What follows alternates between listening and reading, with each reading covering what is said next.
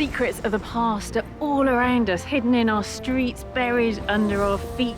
And in this series, I'll be uncovering those secrets as I explore Britain's most historic towns. I'll decipher physical clues. Look at that. It's covered with lizard-like scales. And get to know some extraordinary characters who are often overlooked. He operated like a spy master. They lied, they deceived, they cheated. With the help of Ben Robinson's Eye in the Sky, I'll discover which towns across the UK reveal the most about each period in British history, and find out how those stories still resonate today. 3,880. More and more individuals are still dying from the plague. Oh my goodness. From the adventurous Elizabethans to the elegant Georgians, from medieval knights through to the height of empire, I'll tell the story of an era through the story of a single town. Today, I'm in a town that was the white-hot centre of Britain's steam-driven industrial revolution. Whoa! A town whose boom was fuelled by the transatlantic slave trade and its workforce by the commodities of empire. Tea and sugar gave them the energy to keep forging forward. That's what really kept the Industrial Revolution going. A place where colossal public works alleviated the misery of a new and desperate class of urban poor. 92% of those who lived in one-room houses had to share a privy, not a flushing toilet, just a bucket. And where revolutionary leaps in engineering brought magnificent architecture, vast wealth, and the confidence to take on the world. On the eve of the First World War, 18% of all ships launched in the world that year were launched on the Clyde. That is astonishing. If you really want to understand how the explosion of steam power transformed Britain forever, Glasgow is the place to come.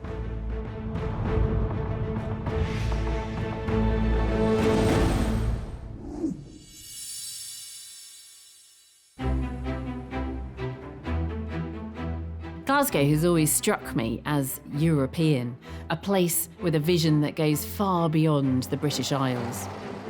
It's Scotland's largest and most ethnically diverse city, home to two of the world's top universities.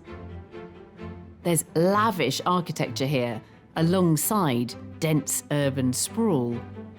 Music and enterprise, the fine arts and media thrive in this city beside the River Clyde.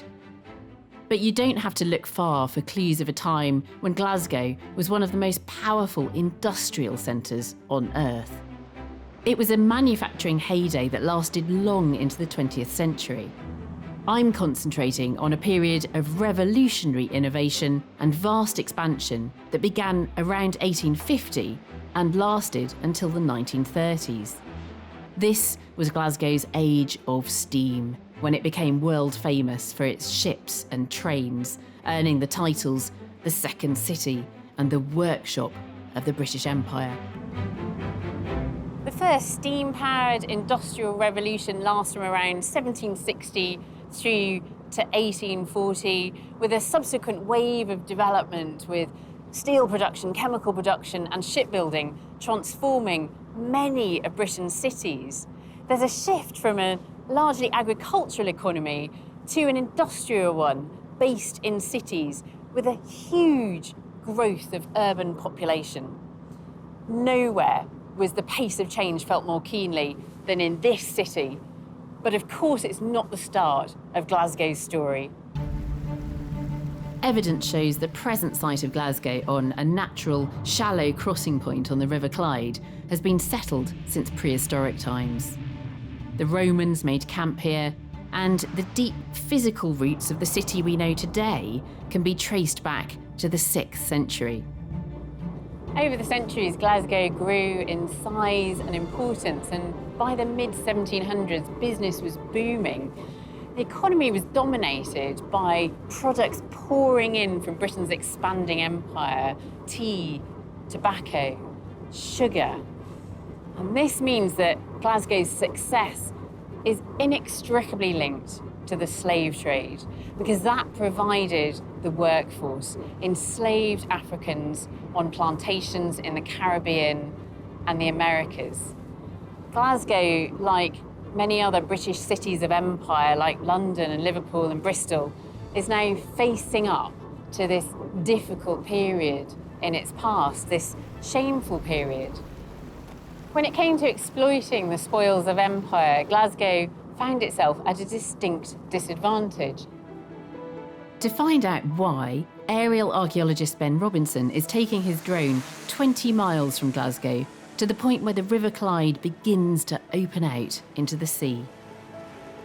It's a gorgeous day and I've got a spectacular view right down the River Clyde. I'm looking out towards the Firth of Clyde. It's just round that corner there. And if you sail out there, past the Isle of Arran, around Ireland, suddenly you're trading with the New World. You're out into the Atlantic. Tobacco, all sorts of stuff was coming in from the New World and landing here at Port Glasgow, because this was the premier port on the Clyde. Right back into the 17th century, this was where all the action was happening, not further down the river at Glasgow at all. I can just see now, if you pan now, I'm looking inland, and this settlement was laid out on a grid plan in the 17th century. There's still a bit of shipbuilding and ship fitting out going on here as well. But as we look round, there was a problem. Large ships couldn't get down the Clyde as far as Glasgow. The Clyde looks wide and mighty, but it's full of shallows, sandbanks. And that meant that the cargoes had to be taken off here and hauled overland with carts. If Glasgow was to grow and prosper, something had to be done to the Clyde. And something was most certainly done, and done on an enormous scale. I've come to what's now a beautiful salt marsh nature reserve, just 15 miles from the centre of Glasgow. Today, it's a second home to migratory birds who've crossed the Atlantic for the muddy banks of the Clyde.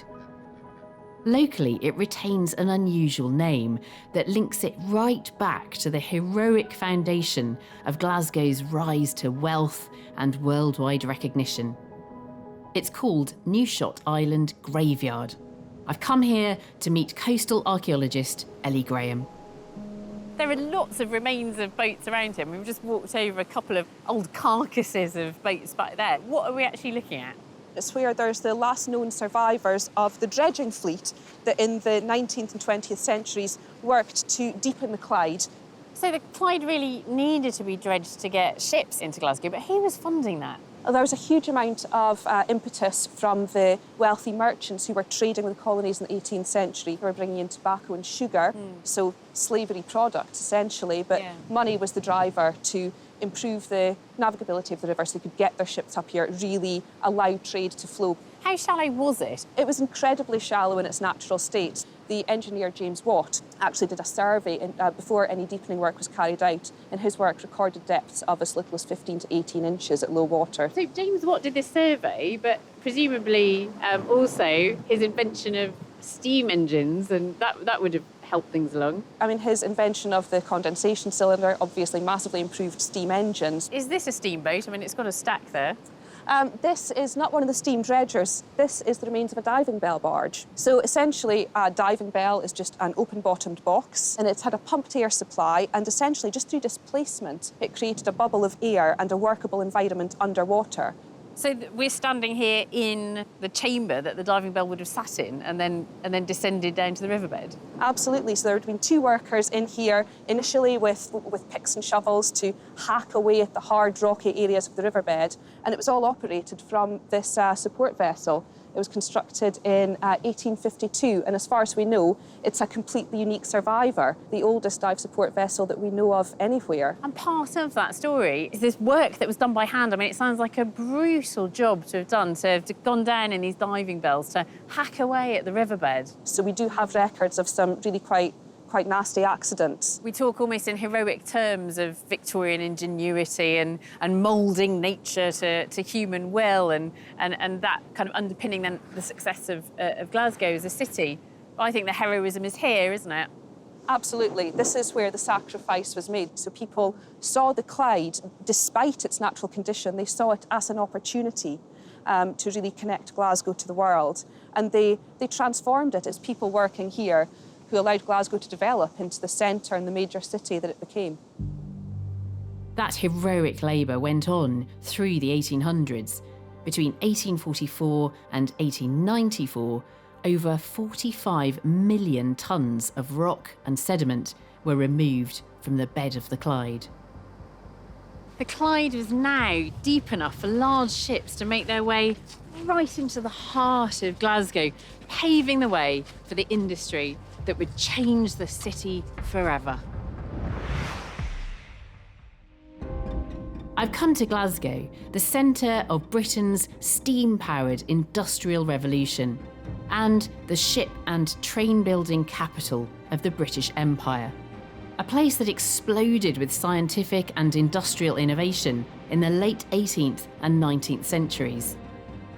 I've learned how the River Clyde was dug out by hand to make way for cargo ships bearing tobacco, sugar and tea, the staple commodities of empire at the height of the transatlantic slave trade.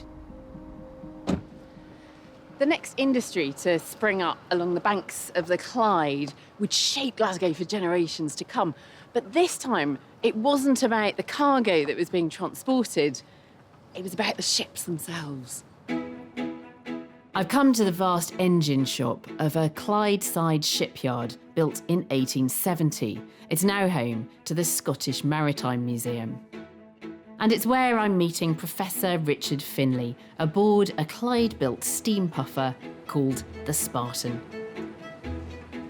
Richard. Alice, Hi. how are you? Right. I'm glad you did that bit, not me. So I wanted to talk to you about shipbuilding here on the Clyde. Why did shipbuilding take off to such a huge extent? What you have is you have access to scientists, technicians, innovators, entrepreneurs who are able to exploit steam propulsion. That's very important. Secondly, you have the ideas, but you also have the workers who can then put those ideas into reality. So we're not talking about mass production here, we're talking about actually quite skilled craftsmanship. Because each ship is unique, you have to have the skilled workers who can fit the boilers, fit the pipes, the plates, the rivets, the whole kit and caboodle. It really sort of kind of gets into its kind of apex in the second half of the 19th century. In 1914, on the eve of the First World War, 18% of all ships launched in the world that year were launched on the Clyde. That is astonishing. One of the key things is the sobriquet Clyde built, because it becomes an emblem of sort of kind of quality, design, craftsmanship. And why does Glasgow become successful in the locomotive industry as well? Largely because it's the same skills that you require in shipbuilding. Locomotives are very much sort of kind of complicated engineering products. It's worth remembering that sort of kind of different railways around the world use different gauges, so there's a degree of specificity. It's not that they are sort of kind of mass-produced in the same way that they are, like trains are today. At its height, Glasgow's biggest locomotive company, North British, was building more than 500 locomotives per year. And as early as 1876, 50,000 people were employed in Glasgow shipbuilding. By the Second World War, Scotland was producing 5 ships a week, the majority being launched from shipyards crowded along the banks of the Clyde, all owned by a new class of wealthy and influential British industrialist. Are there any big names that still echo down through the centuries? You have these kind of great industrial magnates that emerge all along the Clyde. Napier's, Laidlaw, Denny, Beardsmore. One statistic that sort of kind of demonstrates how successful that they are is that on a per capita basis, there are more millionaires in the Clyde conurbation than anywhere else in Britain except London. And what about the contribution of the Scottish economy and Glasgow's economy to the wider economy of Britain at the time? Just before the First World War, Scotland accounts, with about 10% of the population, for just over 17% of all manufacturing output. So it is majorly over-contributing to the British economy. Today, the giant 174-foot Finnieston crane is the last great reminder of the days when the banks of the Clyde resounded with heavy industry. That explosion on the Clyde began when the father of Glasgow shipbuilding, Robert Napier, started producing the world's most advanced steamships in 1842. His workers produced what was then the world's largest ship, the Persia, in 1855. And the Clyde went on to produce a third of all ships built during the First World War. In 1934, over 250,000 Glaswegians cheered the first ever 1,000-foot ocean liner, the Queen Mary, just one of the 30,000 ships launched during the great era of shipbuilding on the Clyde. The banks of the Clyde are so quiet today compared with what they would have been like in the 19th century. But I'm standing here in Garvel's dry dock, which is the only remaining operational dry dock on the Clyde, and it's still repairing ships. But imagine what it was like here in the 19th century with furnaces going and the air thick with smoke and the sound of riveting ringing out. It took over 1 million rivets to hold an average-sized steamship together. I've come to see the work it takes to make just one with industrial boilermaker Alistair McEwen. So for the whole of the 19th century, this is how you make a ship? Absolutely, yeah. So hand riveting. Would there have been teams of riveters working on a ship at any one time? Yeah, they work in gangs, so you basically had the rivet warmer, the holder-upper, and then the riveters themselves. I was going to ask you what the holder-upper does, but I presume they hold things up? Yeah, so basically they're going to jam the rivet and stop it being able to fly out the hole once they start trying to knock the rivet down. Yeah. So they've got a very important job. And this is hot riveting? Hot riveting. You're heating the rivet up before it gets anywhere near the steel plates? Yes. And how hot? We're talking white hot. And was it dangerous work? Very dangerous. Right. Should we have a go? Yeah, I might absolutely. watch you first. I think it's always best to watch one before you actually attempt one. The first step is to, we're going to heat the rivet. We'll light the burner. You're using gas, they would have used coal-fired so furnaces. It would have been coke back in the day, but this is gas. Whoa! Glad I was standing back. Yes, we're getting up now to the temperature which we're ready to go. Wow, it's almost too bright to look at. That's amazing. Look at that, glowing. It's quite beautiful.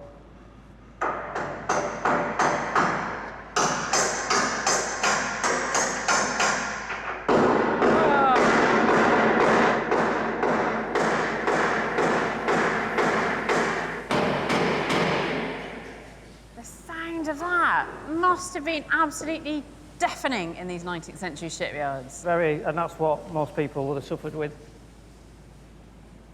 So that's it, that creates enough of a seal, pulling those two sheets of steel together. Then you do a bit of hammering along the side of here, and that's it, you're watertight.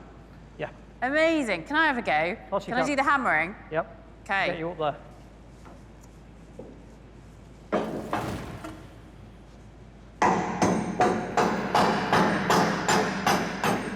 Okay, it's all yours.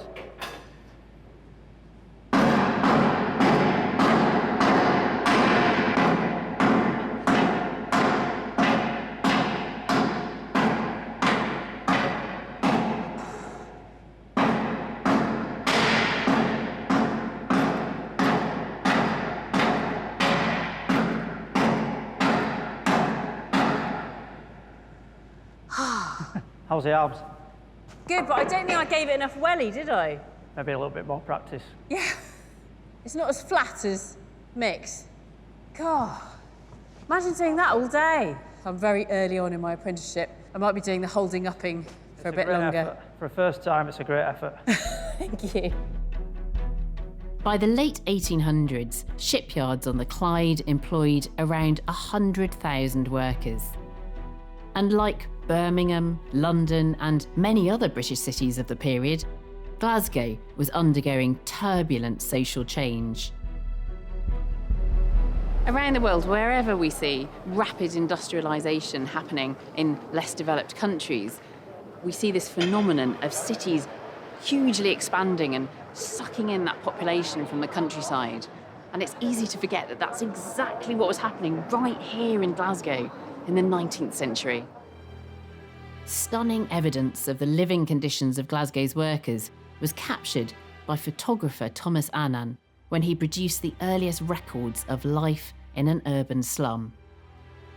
In 1821, Glasgow's population was 147,000. In 1868, when these pictures were commissioned, it had grown to over 400,000, making it 7 times more overcrowded than any other city in Britain.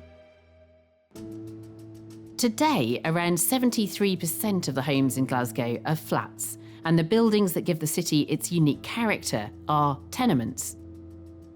But in the mid-1800s, housing couldn't keep up with the population explosion. Inside tenement buildings, extended families of up to 15 lived in 1 or 2 rooms with no running water, washing or toilet facilities. The average age of death for women living in these homes was 40, and for men, it was 38. To understand the effect this would have on the health of a new class of British urban poor, I'm meeting Professor Richard Rodger in Glasgow's East End. As well as these overcrowded conditions, were they also unsanitary? Yes, in Glasgow, for example, 92% of those who lived in one-roomed houses had to share a privy, not a flushing toilet, a privy. It would be on the landing, just a bucket. The bucket with all the human excrement in it might remain there for days, though it was often a daily chore for some child to take this down, dispose of it. So this is a really, really hostile place. And presumably there were regular outbreaks of the kinds of diseases that we'd associate with such unsanitary conditions, things like cholera, typhus and typhoid. Yes, very serious epidemics. It's quite sobering to think of Glasgow, 100, 150 years ago, suffering the kinds of diseases that we associate today with slums in developing countries. Yes, that's exactly the situation. But of course, from their perspective, that was the norm. Because if you were living in one of those flats, that was what you knew.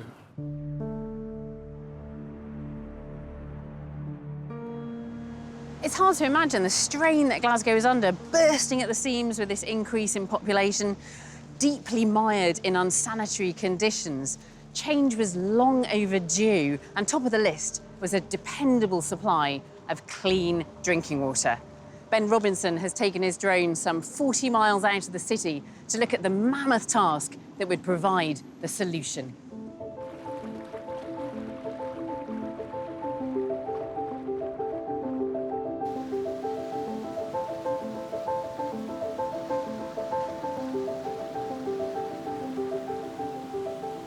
I'm at Loxton in the Trossachs, north of Glasgow, and it is absolutely stunning. And as we get higher, I can see the whole view opening out before me.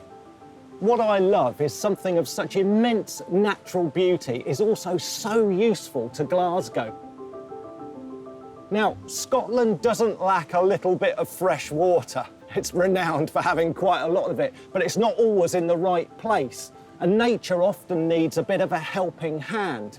So did the city of Glasgow. It was growing enormously, but it was gasping for good, clean, fresh water. The problem is Glasgow's 40 miles in that direction.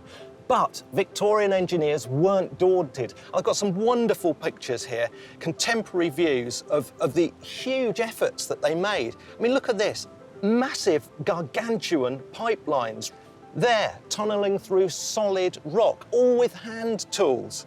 Not much mechanical assistance for them. And here we have an aqueduct to span the low points, of which there were many. So trenches, tunnels, aqueducts, just extraordinary. And this is my favourite photo of the whole lot. This is the completion of the inlet works in 1876. And here are the commissioners proudly standing and celebrating their achievement. And as we fly over, I can still see that same structure here today. That's absolutely extraordinary. Clean water was a massive step forward for public health, for the health of working men and women in Glasgow. But it didn't stop there, because this city was home to some extraordinary individuals whose pioneering work would pave the way for modern medicine and surgery. I'm in Glasgow to understand how the steam age revolutionised British industry and led to a population explosion in towns across the country. I've already learned how a boom in ship and train building attracted migrants who worked and lived in appalling conditions. Monumental Victorian public works brought clean drinking water and helped relieve some of the misery. That alone wouldn't solve the problems facing Glasgow's working class. But help would come from within the great Gothic revival halls of the University of Glasgow. It's the fourth oldest university in the English-speaking world, but in the late 19th century, it was the world's most progressive, a hotbed of radical ideas that would have a lasting impact on British industry and health. This is the University of Glasgow's famous Hunterian Museum, and it's packed full of reminders of Glasgow's industrial past. We've got scientific instruments and engineering models. The most priceless and truly revolutionary item on display is also one of the most unassuming. You can almost walk past this without noticing it, but this is a small but very, very important model with a crucial role to play in the Industrial Revolution. When he was at Glasgow University and tinkering with this model, James Watt came up with a crucial improvement in the design of the steam engine. By changing how the cylinder was heated and cooled, Watt doubled the efficiency of the steam engine, paving the way for steam locomotion. It's an artefact that changed the course of British industrial history. But Glasgow didn't only produce revolutionary engineering. I'm here to meet medical historian Dr. Laura Kelly. Laura, Glasgow played such a key role in the Industrial Revolution. We think of the kind of engineering advances that happened here, but there was a lot going on in medicine and surgery as well. So who was coming here to Glasgow University to study medicine? Glasgow University, the medical school at the time, was really accepting students from a range of social backgrounds. So you've got people like James McCune Smith, for example, who was the first African-American medical graduate. He comes over from the States to study medicine at Glasgow in the 1830s. That's astonishing, because presumably he couldn't have studied medicine in the States. None of the medical schools were open to black students, so he really found Glasgow to be a much more open and welcoming place at the time. Although, not that progressive, because this was a time when women were not admitted to medical schools. So women don't come into medical schools in the UK until much later in the 19th century. So it's really quite a male-dominated, masculine, boisterous environment. And some quite famous doctors emerging from that environment. One of the key examples would be Joseph Lister. He really revolutionised surgery in the 19th century. So he developed something called antiseptic surgery. When you think about the past, surgeons used to do operations in really dirty aprons. They didn't wash their hands, they didn't wear gloves, they didn't clean their instruments. So Lister comes along and really changes all of that. What other kind of advances were happening here in Glasgow? John McIntyre sets up the first radiology department in Glasgow, and that's in 1896. And it's so quick. X-rays are discovered the year before. The following year, you've got the first radiology department set up. Yeah, exactly. So he really seizes on that technology, and he's an important pioneer. There was also James Byrne Russell. He introduces the system of compulsory notification. So, you see that today with COVID and the track and trace system. So that was kind of the precursor to that, really. And that compulsory notification, that means if a doctor sees a case of a certain disease, they have to report that. So it enables the medical profession then to kind of keep a track of where these outbreaks are happening and really monitor and kind of effectively control them. And these are advances that when we think about them today, it's hard to imagine medicine and surgery without X-rays, without radiology. It's hard to imagine public health without those kind of ideas about sanitation. It's hard to imagine operating on somebody without doing it in an antiseptic environment. Exactly. So all of these advances really start out in Glasgow, and Glasgow really pioneers medicine and healthcare as we know it today. With public health back at the top of the agenda, it's fascinating to see how a single town contributed so much towards our understanding of sanitation and basic medical procedures.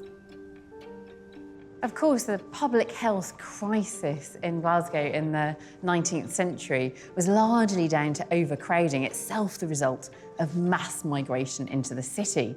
And there was one particular group of migrants who really would leave their mark on Glasgow: the Irish. During Glasgow's industrial boom, unprecedented numbers of Irish migrants deluged the city.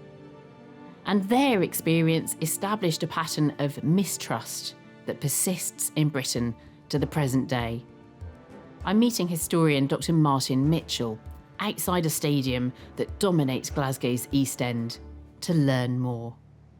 So, Martin, when did the Irish start arriving in Glasgow? Well, the Irish first arrived in significant numbers at the turn of the 19th century. Yeah. So Irish workers came over and they found work in the cotton mills, as handloom weavers. Irish men worked as labourers. So they were coming over for economic reasons.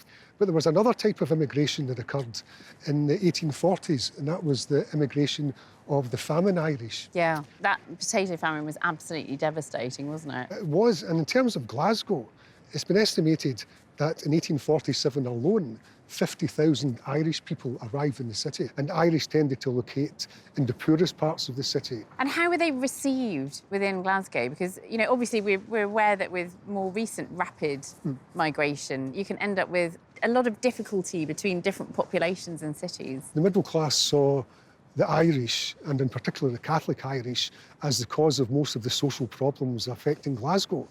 Disease, drunkenness, crime, prostitution, etc. And also the poor Irish were seen as a burden on the public purse, so they had to be provided for.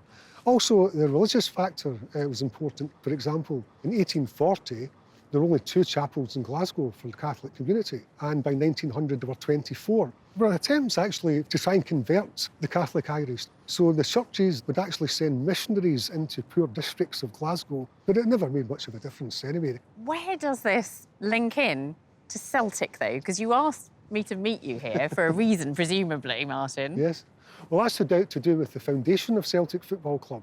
This is Brother Walfrid, who was one of the founding fathers. Football became incredibly popular in Britain from the 1870s onwards. It was a working class sport. So in 1887, a meeting that he helped organise resulted in the formation of Celtic Football Club.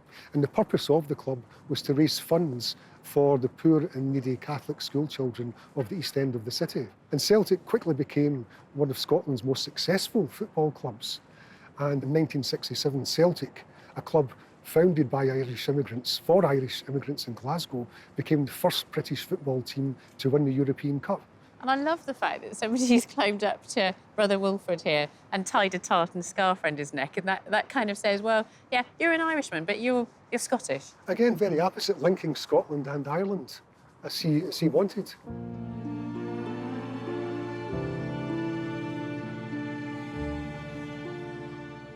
Of course, football is like a religion today in Glasgow, with that enduring rivalry between Rangers and Celtic. But in the late 19th century, even the beautiful game would face some stiff competition when it came to entertainment for the masses. I'm on Glasgow Green in the centre of the city where, in 1891 and 92, the workers of Glasgow came to briefly escape their gruelling lives. They came to see a gruesome spectacle that had been touring the world and was inspired by the brutal colonisation of Native American heartlands. It was called Buffalo Bill's Wild West. Professor Willie Malley has uncovered photos that tell a shocking story. Buffalo Bill himself, who was he? Well, no, he was a scout for the United States Army, and he was present at the Battle of the Little Bighorn in 1876. After that, he gets this idea to be an entertainer, and for about 1883 onwards, he starts this, basically a world tour, a 30-year, never-ending tour till he finally went bankrupt. I mean, it must have created a real buzz in the city. An enormous buzz in the city. Poverty and entertainment have always gone together in Glasgow. There was enormous appetite for novelty, and this was for all the family. And it had all these different elements, kind of battle reenactment, a sort of history of the West, really the invention of the Wild West. That's what Buffalo Bill was doing. So there were Native Americans in this show as well? Yeah, the estimates are that there were 60 at least Native Americans. Wow. And they were supposedly a mixture of prisoners captured after the massacre at Wounded Knee, which took place in December 1890. So he's bringing these Native Americans over who are essentially prisoners of war and then getting them to reenact the massacre that they survived. Yeah, getting them to basically take part in a history that damns their own people. And a supposedly primitive culture that was being extensively wiped out. Yeah, then they have it presented as a story and a narrative that's about the triumph of the white man. Buffalo Bill claims that Glasgow was where he did his best business anywhere in the world outside of Chicago. Contemporary photographs of the Glasgow performances have recently been discovered. So this is a family photo album? The family photo album of Thomas Lindsay, who was a professional photographer. There are some remarkable images of the performances, real live action footage, as it were. Wow, These two yeah. photographs here, you can actually see they're a bit faded tenements in the background. This is a spectacular photograph because it is an action shot. They were reconstructing things like the ambush, circling the wagons. We know this from Western movies, but this was really setting up the structure of what became the Western film. You've got wild animals here. You've got another image of a Native American just walking down the street. I think this is such an astonishing, extraordinary image, this Native American person walking down a 19th century Glasgow street. Thanks to these recently discovered images, Glasgow will never forget the tragic story of the Native Americans. The photographs also paint a picture of a working-class town where a week of hard graft in the shipyards and railway workshops was followed by a weekend of raucous entertainment. But for Glasgow's burgeoning middle classes, life was very different.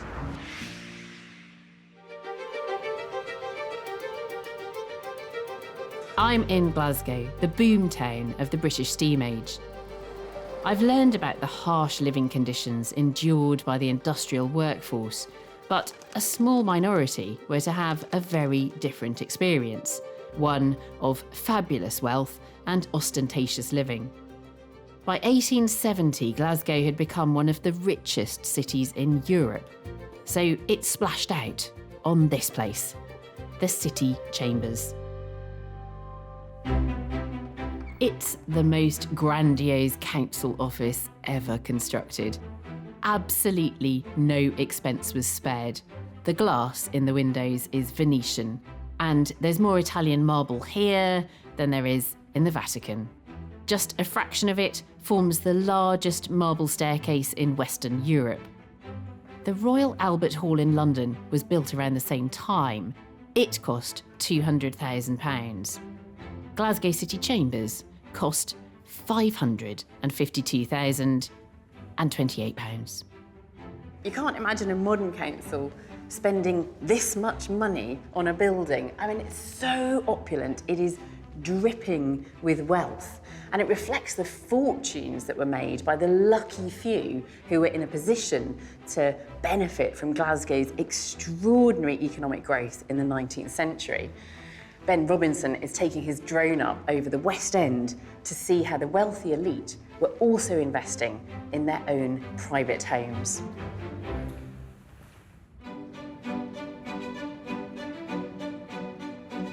I'm in Glasgow's Park District and looking at the centrepiece, Park Circus. This was the place to be.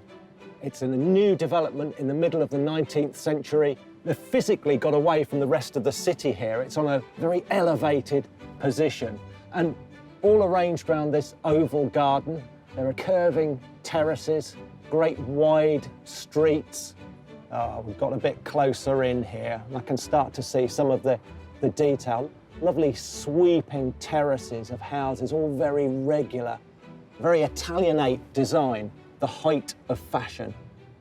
I can see it's not just the housing that makes this place, it's the surrounding parkland. This is Kelvin Grove Park, and it was laid out at about the same time, mid-19th century, all based around the River Kelvin here, which is meandering through. Wonderful green space, a place to walk out into. Forget all the troubles and hubbub of the city. Really very elegant.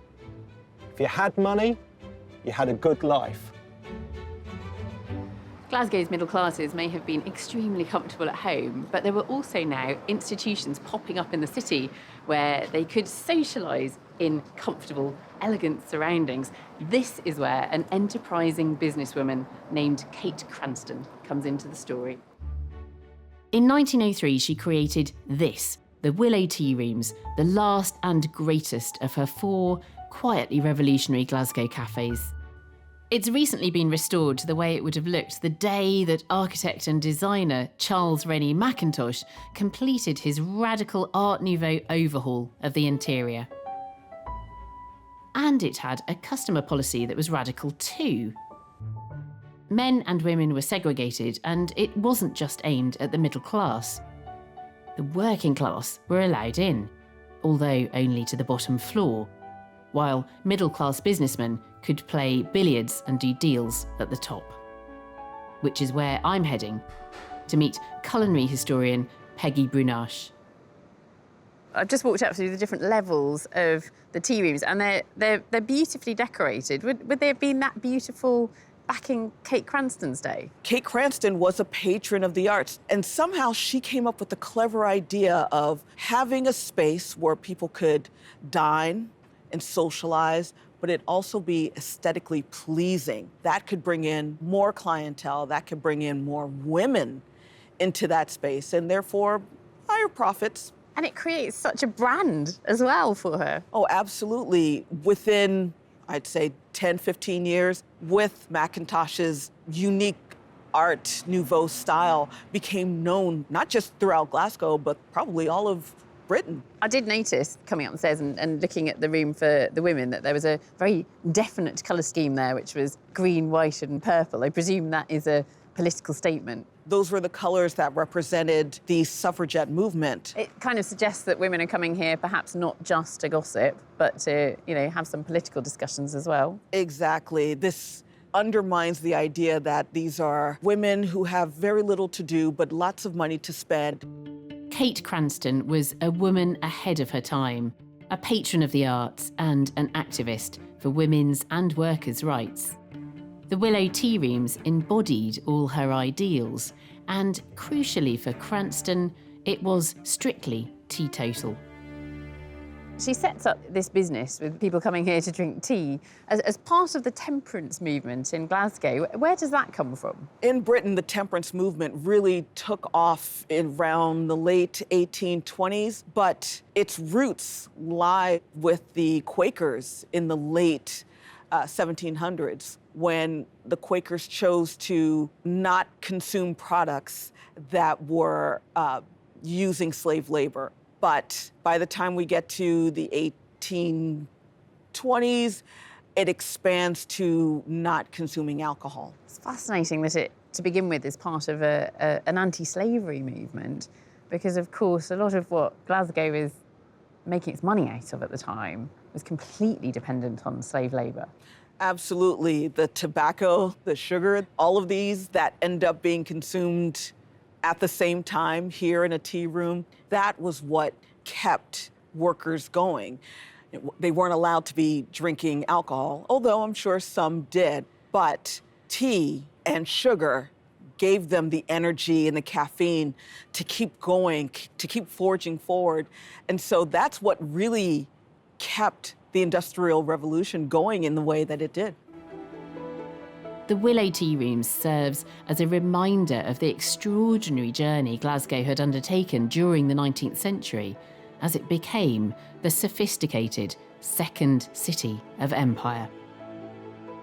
The ultimate statement of that rise to prominence would be the international exhibitions staged in Kelvin Grove, where 73 acres of parkland were covered in vast halls bursting with examples of Glasgow's industrial and commercial output, alongside exotic produce from around the world.